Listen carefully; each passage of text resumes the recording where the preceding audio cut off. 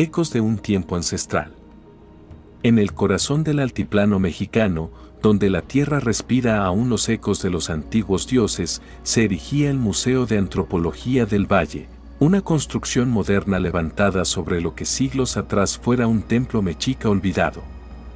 Su estructura, aparentemente inofensiva, ocultaba un murmullo que solo los más sensibles podían oír cuando el viento nocturno rozaba sus muros de piedra, un susurro, casi un rezo, en una lengua que ningún hombre moderno podía comprender del todo. Allí trabajaba el doctor Ernesto Salazar, arqueólogo e investigador de las civilizaciones prehispánicas. De rostro austero, barba entrecana y mirada cansada, era conocido por su obsesiva devoción a los objetos antiguos. Había pasado más de 30 años descifrando códices, reconstruyendo vasijas rotas y traduciendo los fragmentos de un pasado que parecía empeñado en no morir. Sin embargo, lo que nunca confesó a sus colegas era que, desde hacía algunos meses, las piezas parecían hablarle. No con palabras claras, sino con algo más profundo, vibraciones en el alma, sonidos que se colaban entre el ruido de la mente y el silencio del sueño. Todo comenzó con un fragmento de obsidiana que llegó desde un pequeño pueblo al sur de Tlaxcala. Al tocarlo, Ernesto sintió una descarga eléctrica, una especie de estremecimiento ancestral. Desde entonces, cada objeto que encontraba parecía cargar una intención, un espíritu. Una noche de lluvia intensa, el museo permanecía vacío. Las luces de las vitrinas titilaban como si algo respirara dentro. Ernesto, incapaz de dormir, decidió quedarse trabajando.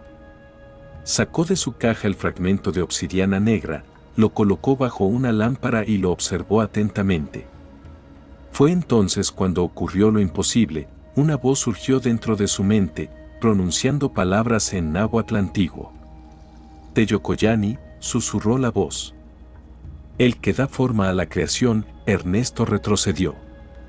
El aire se volvió denso, pesado, cargado de energía. Las paredes parecieron expandirse, y por un instante juró ver sombras que se movían entre las vitrinas. No era la primera vez que escuchaba murmullos en su cabeza, pero jamás con tanta claridad. Aquel susurro no provenía del exterior, era la piedra misma, comunicándose. Durante los días siguientes, los fenómenos se intensificaron. Los códices parecían alterar sus glifos por sí solos, las figuras de barro cambiaban de posición y el aire en las salas antiguas tenía un aroma extraño, como si la humedad del pasado aún viviera entre los objetos. Ernesto comenzó a documentarlo todo, grabaciones, notas, bocetos. Pero lo que en un inicio fue curiosidad científica se convirtió en obsesión. Pronto dejó de ver a sus colegas, dejó de dormir y pasaba las noches enteras escuchando lo que él llamaba la voz de la historia.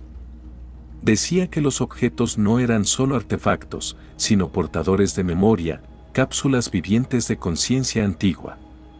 Una madrugada, mientras revisaba la colección mexica, una estatuilla llamó su atención. Representaba a un sacerdote con el rostro cubierto por una máscara de jaguar. Sus ojos, hechos de jade, parecían observarlo. Ernesto la tomó entre sus manos y de inmediato una visión lo envolvió, una pirámide, miles de años atrás, sacerdotes entonando cánticos al sol naciente y él mismo, en medio de ellos. Despertó en el suelo, empapado en sudor, el corazón latiendo con furia. En el reloj marcaban las 3:33 de la mañana. Desde ese instante, algo cambió en su mente. Los ecos ya no eran fragmentos confusos, eran recuerdos, pero no suyos, recuerdos del tiempo mismo. El museo, silencioso durante el día, se convertía de noche en un laberinto de voces. Las paredes exhalaban respiraciones antiguas. Y Ernesto comenzó a entender algo aterrador. Cada pieza guardaba la conciencia de quienes la tocaron, de quienes la crearon, de quienes murieron por conservarla. A veces despertaba en su oficina con polvo en las manos y arena bajo las uñas, como si hubiera estado excavando en sueños. Otras, encontraba símbolos dibujados sobre sus cuadernos en tinta roja sin recordar haberlos hecho. Las voces comenzaron a llamarlo por su nombre. Ernesto, te recordamos. Y en cada eco había una emoción distinta: miedo, dolor, devoción, eternidad. Una noche, mientras los rayos iluminaban la bóveda del museo, Ernesto escuchó algo más, un compás rítmico, como un tambor lejano. Provenía del subsuelo. Siguió el sonido hasta la sala principal, donde el piso tenía una losa distinta, más antigua. Al tocarla, el suelo vibró y el murmullo se volvió un coro de lamentos. Entonces comprendió: bajo el museo había algo más, algo que había permanecido dormido durante siglos. Su corazón latió con la fuerza de quien sabe que ha encontrado la frontera entre lo visible y lo sagrado. Los ecos no eran solo recuerdos, eran llamadas, y él era el elegido para responderlas. Y mientras las sombras danzaban sobre las vitrinas, una certeza estremeció su alma: los objetos no estaban contándole el pasado, le estaban preparando para regresar a él. El doctor Ernesto Salazar dejó de distinguir el día de la noche. Los relojes parecían perder sentido dentro del museo, y los minutos se estiraban como sombras líquidas entre las salas de exhibición. Desde aquella madrugada en que el suelo había vibrado bajo sus manos, el aire del edificio se volvió más pesado, como si una presencia invisible lo observara en cada movimiento. Los visitantes ya no entraban con la misma frecuencia. Algunos decían sentir un malestar inexplicable apenas cruzaban la puerta principal. Otros aseguraban haber escuchado murmullos en lengua extraña o haber visto siluetas pasar entre las vitrinas vacías. El director del museo, ajeno a las creencias espirituales, atribuyó todo a la humedad del lugar. Pero Ernesto sabía que algo se había despertado. Aquella noche, cuando todos se habían marchado, encendió una lámpara de aceite y volvió a la sala mexica. El tambor latía otra vez, profundo, como si el corazón de la tierra marcara un llamado. Retiró las losas una a una, hasta que el polvo del subsuelo llenó el aire. El golpe del cincel sobre la piedra resonó con un eco extraño, demasiado prolongado. Debajo de la última losa, apareció una escalinata tallada en roca volcánica, descendiendo hacia la oscuridad. El arqueólogo sintió un vértigo sagrado. No era simple emoción científica, era la certeza de que estaba cruzando un umbral prohibido. Mientras bajaba, su lámpara apenas iluminaba los relieves en los muros, figuras humanas con cabezas de animales, símbolos solares, serpientes emplumadas, y un mismo motivo repetido una y otra vez: el ojo que mira desde el fuego. El aire se tornó más cálido, casi húmedo, como si una respiración profunda se filtrara desde la piedra. Los susurros regresaron, más nítidos, más humanos. Voces femeninas, masculinas, infantiles, entrelazadas en una sola plegaria antigua. Cuicatlin Tonatiu, in Yoguayi Tlatoani, el canto de los antiguos. El llamado de los que jamás murieron del todo. Ernesto descendió hasta llegar a una cámara circular. En el centro, un altar hecho de obsidiana pulida reflejaba el tenue brillo de la lámpara. Al acercarse, vio que sobre la superficie había restos de figuras humanas grabadas en espiral, como si las almas de quienes estuvieron allí hubieran quedado selladas en el mineral. Tocó la piedra. Y todo cambió. El tiempo dejó de fluir. La llama de la lámpara quedó suspendida en el aire y una sensación abrumadora de vacío se extendió por su cuerpo. Entonces lo escuchó, un coro de miles de voces hablando al unísono dentro de su mente. No era un sonido físico, sino una vibración, una corriente de pensamiento que lo atravesó hasta la médula. ¿Nos recuerdas? Eres de los nuestros, cayó de rodillas.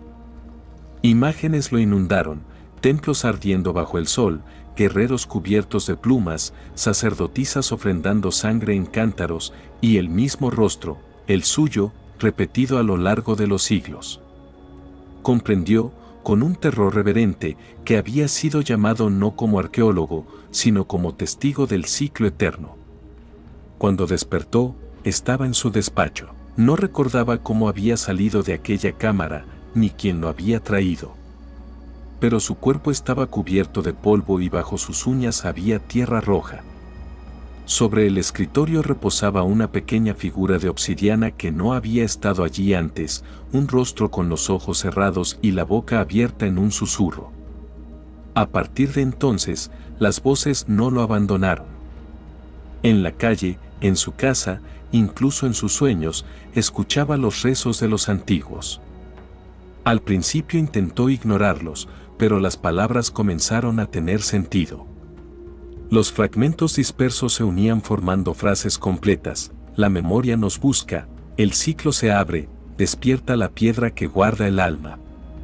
Ernesto escribió frenéticamente en su cuaderno. Cada palabra era como fuego líquido que le quemaba la mente. Empezó a entender que los objetos eran portales, no solo recuerdos petrificados, sino nodos donde el tiempo convergía. Y él, por alguna razón, había sido elegido para abrirlos. Las noches se volvieron inestables. Las paredes del museo temblaban levemente, como si respiraran. En las sombras, figuras antiguas se delineaban, guerreros de obsidiana, mujeres cubiertas de plumas, ancianos con rostros de jaguar. No eran apariciones alucinadas, dejaban marcas, huellas, y el aroma dulce del copal llenaba los pasillos. Una madrugada, al regresar a la cámara subterránea, Ernesto encontró algo nuevo, una grieta luminosa en el altar de obsidiana. De su interior emanaba una luz dorada y espesa, como si el sol estuviera atrapado en el corazón de la piedra. «Aquí comienza el umbral», dijo una voz dentro de su cabeza. «Y tú serás nuestro puente». El miedo lo paralizó, pero la curiosidad pudo más. Extendió su mano y tocó la grieta. De inmediato, el suelo tembló y un viento caliente barrió la cámara. Las figuras en los muros parecieron moverse, girar hacia él. En ese instante lo comprendió, no estaba solo en ese lugar. Detrás de él, una figura se formó en la penumbra, alta, cubierta por un manto de sombras, con un rostro que no pertenecía a este tiempo.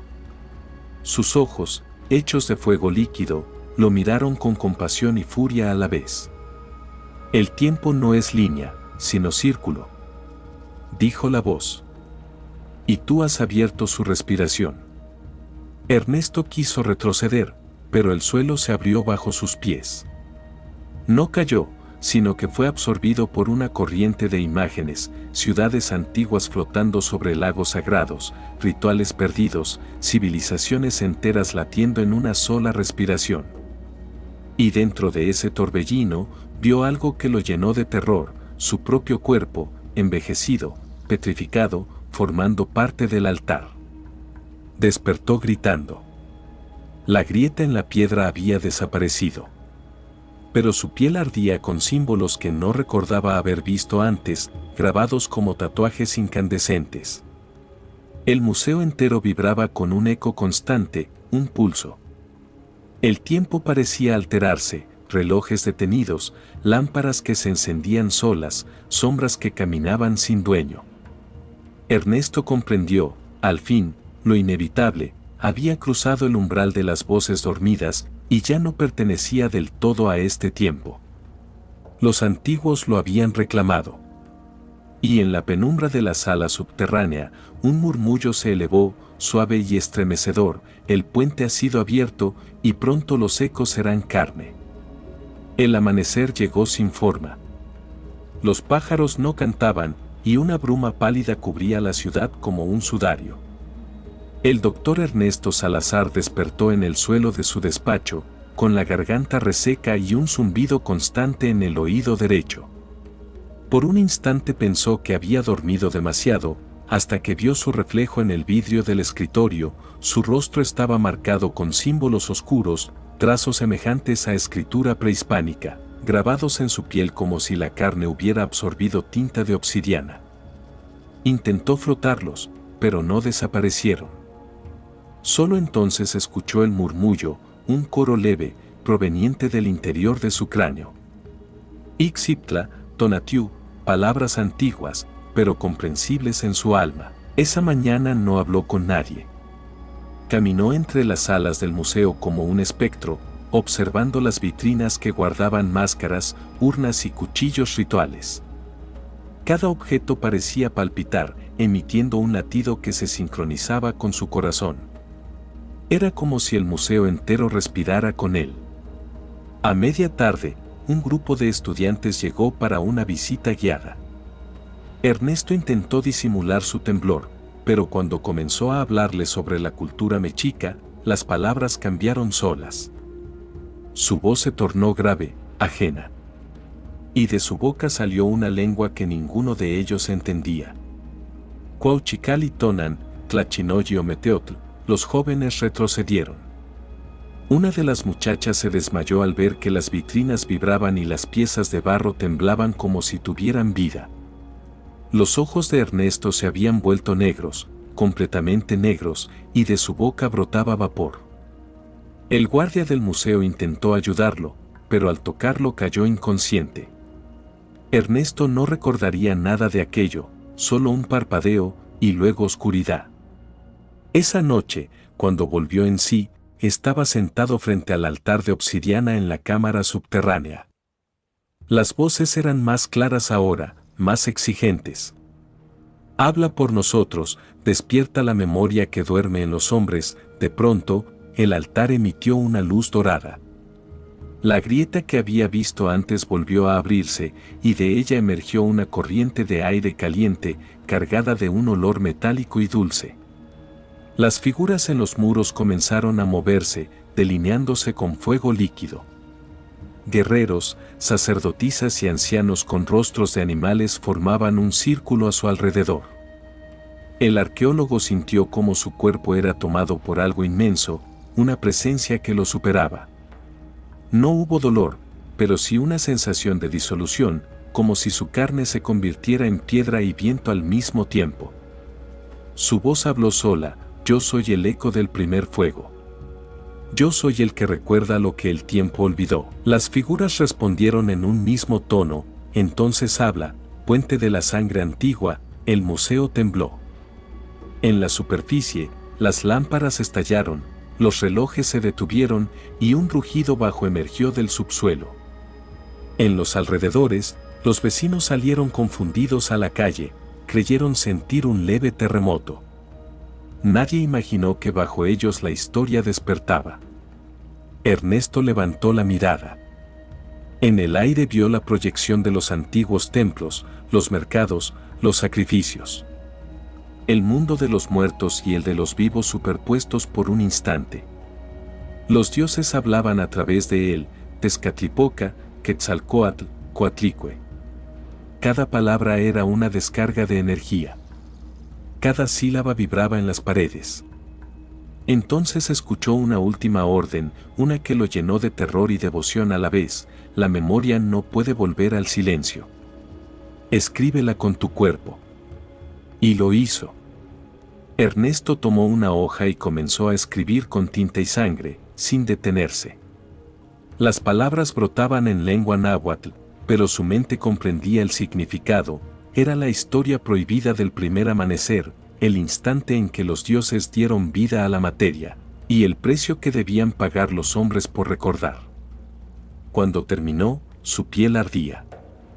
Los símbolos tatuados se encendieron con una luz azulada y el aire vibró. El altar respondió con un estallido, una llamarada que lo envolvió y lo arrojó hacia atrás. Despertó horas después, fuera del museo. El edificio estaba en ruinas. Bomberos, policías y periodistas rodeaban el lugar. Algunos decían que había explotado una antigua instalación de gas. Otros juraban haber visto figuras luminosas danzando sobre el techo antes del colapso. Ernesto, cubierto de ceniza, miró sus manos. Los símbolos seguían allí, brillando bajo la piel. Y entonces lo entendió todo. No era una maldición. Era una transferencia de conciencia. Los antiguos no querían destruir el mundo moderno, sino recordarle su raíz. Él se había convertido en el puente entre el tiempo dormido y la era presente, un traductor de los sueños antiguos. Pero cada revelación tiene un precio. Desde aquella noche, cuando el viento sopla entre los cerros, se escucha su voz mezclada con la del aire, susurrando en una lengua que pocos reconocen. Algunos aseguran que quien la escucha puede recordar vidas pasadas. Otros, que simplemente enloquece. Y en el fondo de la tierra, bajo las ruinas del museo, el altar de obsidiana sigue latiendo, esperando al siguiente que escuche su llamado. El amanecer parecía distinto aquella mañana. Una neblina rojiza se arrastraba sobre los campos arqueológicos de Solalpan, como si la tierra misma exhalara siglos de memoria acumulada. Ernesto no había dormido. Las voces no cesaron en toda la noche, susurros, rezos, lamentos, pero también algo más profundo, un llamado que parecía provenir del fuego que alguna vez ardió en los templos antiguos. Frente a él, las piezas prehispánicas reposaban en la mesa del museo como seres dormidos, urnas funerarias, cuchillos rituales, figurillas de barro con ojos vacíos que alguna vez contemplaron el alma del sacrificio. La energía que emanaban era casi tangible, un pulso invisible que lo hacía sentir parte de algo inmenso, primigenio, prohibido. Ernesto, con la piel pálida y la mirada encendida, colocó su mano sobre la máscara olmeca que lo había obsesionado desde el principio. Sintió un latido. No el suyo, sino el de la piedra. Un ritmo lento y profundo, como si bajo su superficie fluyera la sangre de un tiempo anterior a los hombres. Entonces, las voces regresaron. Tiemblan las montañas, los hijos del sol olvidaron el nombre del fuego, Ernesto cayó de rodillas. La lengua antigua fluía por su boca sin control, formando palabras que su mente no comprendía, pero su alma reconocía. Los objetos comenzaron a vibrar, cada uno emitiendo una frecuencia distinta, un canto que se unía en una sola melodía, la del despertar. El arqueólogo comprendió entonces que no era él quien escuchaba las memorias del pasado, sino el pasado que lo utilizaba a él para recordar. Era un recipiente. Un puente entre lo que fue y lo que aún palpita en los abismos del tiempo. Su cuerpo tembló cuando la visión lo envolvió, vio pirámides cubiertas de oro, sacerdotes con rostros pintados de negro invocando la lluvia, mujeres danzando bajo el eclipse, y un fuego sagrado que ardía en el corazón del templo. Aquel fuego era la memoria del mundo. Y ahora, dormía. Una voz más antigua que la piedra habló a través de él: el fuego que guarda el alma del hombre no muere, solo espera ser recordado. Pero quien lo despierte, llevará su marca. El viento se levantó con violencia. Los objetos se elevaron unos centímetros del suelo, girando alrededor de Ernesto. La máscara brilló con un resplandor interno, como si por fin hubiera encontrado su guardián. Ernesto gritó, no de miedo, sino de revelación. Comprendió que el conocimiento no estaba en los libros, ni en las ruinas, sino en la conexión espiritual con aquello que la historia había intentado enterrar. En ese instante, supo que su destino no era estudiar el pasado, sino custodiarlo.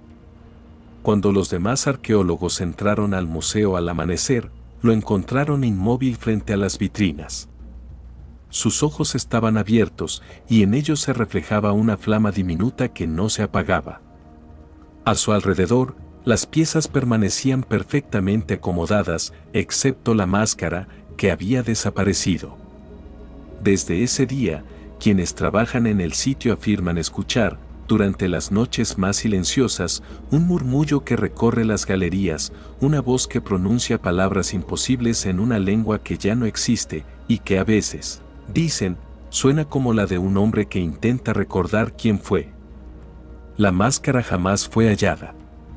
Pero en las excavaciones recientes, algunos obreros encontraron marcas de fuego bajo el suelo, formando un símbolo circular que nadie logró descifrar. Los ancianos del pueblo, sin embargo, lo reconocieron: el signo del sol dormido, un antiguo emblema de renacimiento. Ernesto se había fundido con aquello que buscaba. Su espíritu, cuentan los lugareños, aún ronda los pasillos del museo o las ruinas cercanas, protegiendo los secretos de los antiguos. A veces, al tocar una piedra tallada o una pieza de obsidiana, los visitantes sienten un leve calor en las manos. Y algunos aseguran escuchar un susurro que dice, recuerda, el fuego sigue vivo. La historia no termina aquí, porque el fuego del conocimiento ancestral no se apaga, solo cambia de guardián. Tal vez tú, que has llegado hasta este punto, sientas también el llamado de las voces dormidas, de los ecos que viajan más allá del tiempo y la razón. Porque en cada piedra, en cada ruina, en cada soplo del viento, aún resuena la memoria de lo sagrado. Y si alguna vez, al contemplar una pieza antigua, sientes que algo en tu interior despierta, no temas. Tal vez no sea locura. Tal vez sea la historia intentando recordarse a sí misma a través de ti,